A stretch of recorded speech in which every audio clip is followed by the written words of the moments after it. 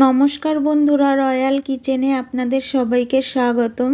আজকে হাজির হয়েছি সাদা চমচম মিষ্টির রেসিপি নিয়ে। তবে এই মিষ্টিটা সাদা বলে খেতে রসগোল্লা বা স্পঞ্জ মিষ্টির মতো না।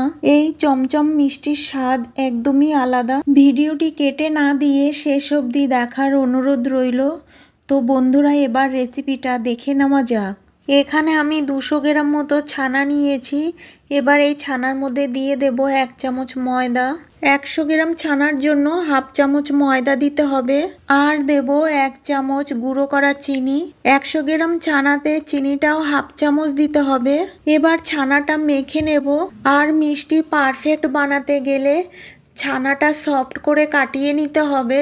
ছানা কিভাবে কাটাবেন? দুধ ফুটে উঠলে গ্যাস অফ করে দিয়ে 3-4 মিনিট মতো দুধটাকে হালকা ঠান্ডা করে নিতে হবে।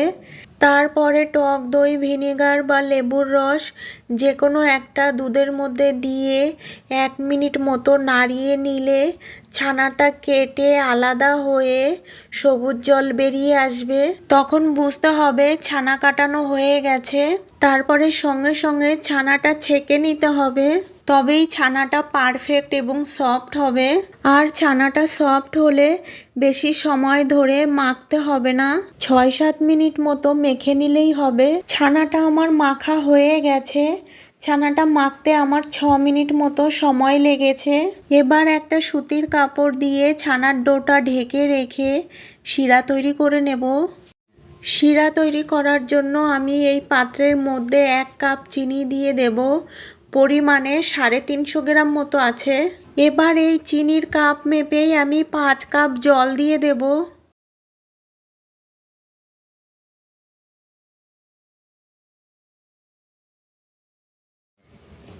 এবার গ্যাস বাড়িয়ে দিয়ে চিনি গলিয়ে নিয়ে শিরাটা 4-5 মিনিট মতো জাল করে নেব। আর শিরাটা জাল হতে হতে ছানার ডো থেকে চমচম মিষ্টির শেপ দিয়ে নেব। মিষ্টির শেপ দেওয়ার আগে ছানাটা আবারও একটু মেখে নেব।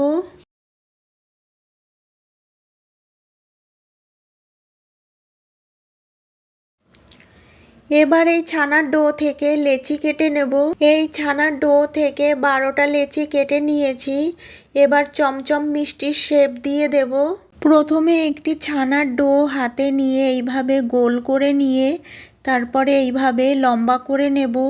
এই একইভাবে বাকি সব কটাও চমচম মিষ্টির শেপ দিয়ে নেব। এবার মিষ্টিগুলো বানানোর সাথে সাথে শিরার মধ্যে দিয়ে দেব। এদিকে শিরাটা 5 মিনিট মতো জাল করে নিয়েছি। এবার বানিয়ে রাখা মিষ্টিগুলো এক একটা করে শিরার মধ্যে দিয়ে দেব। গ্যাস হাই হিটে রেখে তবেই মিষ্টিগুলোকে শিরার মধ্যে দিতে হবে। এবার হাই হিটে মিষ্টিগুলোকে জাল করে নেব। 10 মিনিট মিষ্টিগুলোকে জাল করে নেওয়ার পর আলতো হাতে একটু নাড়িয়ে দেব।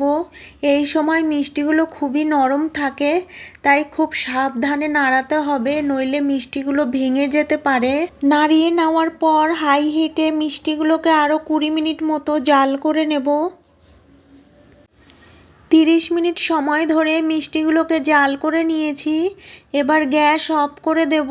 আর গ্যাস একবারেই অফ করা যাবে না, প্রথমে মিডিয়ামে করে তারপরে লো হিটে করে তারপরে গ্যাস অফ করতে হবে, তাহলে মিষ্টি ঠান্ডা হওয়ার পরেও চুপসে যাবে না।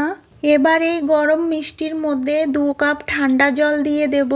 মিষ্টির ভেতরে যে শিরাটা খেয়েছে, ঠান্ডা জল দেওয়ার কারণে মিষ্টির ভেতরের শিরাটা বেরিয়ে যাবে না।